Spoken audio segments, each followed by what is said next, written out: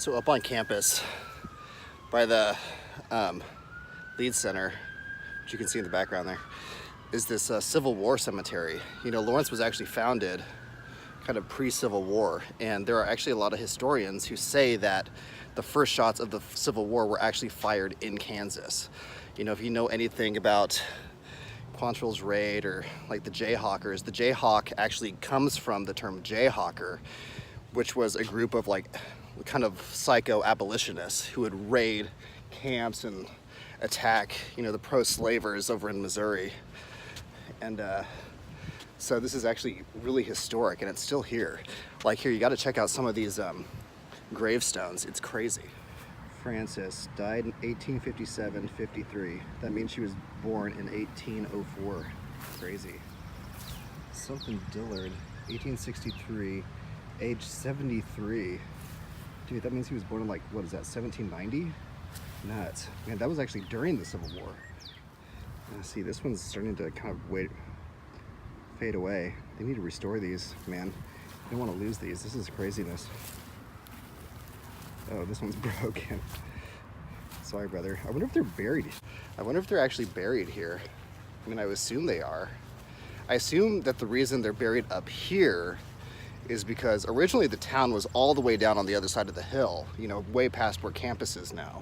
And so technically this would have been outside of town, way outside of town, when this was constructed. I'm gonna see if I can find the oldest one.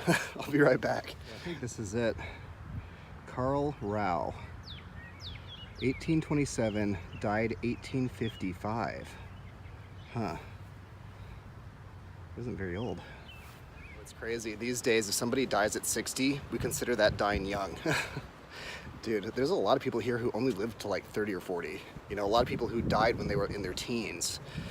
You know, it's nuts. Because like back in the day, they used to consider bloodletting like a way to get rid of disease. They thought that like your blood was infected or something, or like spirits had taken over your body, or that like you know, during the Civil War, like if you got an infection, off with the leg. There was no way to treat infection, man. You just had to chop it off so it wouldn't spread. It was nuts. Because medicine didn't really exist as a science until like the 1850s, right? And so you just think about how far we've come in like a century and a half. It's nuts. And it seems to be only like going faster. It's crazy. The true tragedy of the human experience is knowing that you're gonna die. You know, knowing that eventually it's going to come to an end. Time marches on, baby. Time stops for no man. What are you gonna do with the time you have left?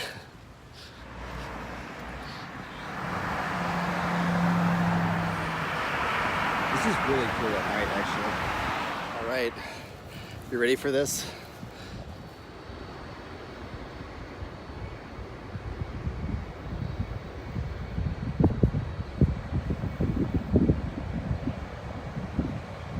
Forgive me. This is probably the last time I'm gonna see KU in a while, since I move in here in about a week or two. So I'm kind of just soaking it in.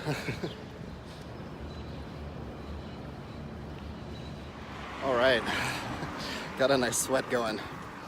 So I've been studying happiness a lot lately. It's a really interesting subject. And I've been reading Mikhail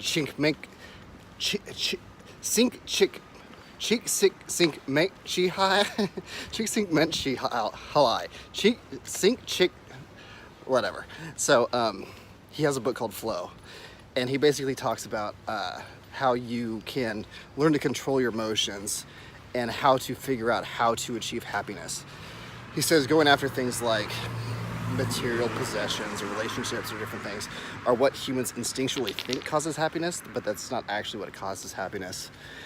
And happiness is basically defined by the realization of the achievement of hard work. So basically, you set a goal, you go after it, you achieve it. That's how you attain happiness. And so what's interesting about that is that in order to achieve happiness, you have to kind of achieve a goal. But in order to achieve a goal, you have to go through the struggle required to achieve that goal, right? So you can't achieve the goal without the struggle, and the struggle typically involves pain. So, different things like getting a degree or losing weight or finding a job or, whatever the goal is that you're trying to go after, usually there's some sort of pain involved in achieving that goal, right? So in essence, you could essentially actually say that there is no happiness without pain, right? You have to have pain in order to achieve happiness. It's interesting. Arnold Schwarzenegger has this documentary from back in the 70s called Pumping Iron. And in it, he talks about the pain period. He says that, when he was going after Mr. Universe or Mr. Olympia, whichever, that, he wasn't afraid to humiliate or pass out or throw up in the gym. He wasn't afraid to go through that pain period required because he knew that that's what you have to do in order to make yourself a champion. Essentially do what the other people are not willing to do. So there's actually another book by Ryan Holiday called The Obstacle is the Way. It's a really interesting idea. A lot of people will go after a goal, they'll hit an obstacle, and they'll start thinking, oh, I guess that means I can't do this. And what he argues in that book essentially is that, no, you're looking at it wrong. You need to understand that the obstacle is the way, right? If you hit the obstacle, that just simply means you need to get over the obstacle. And the reason you're going to be a champion and succeed is because you're willing to go through the pain, right? You're willing to go through that obstacle. So it's like, as they say, no pain, no gain.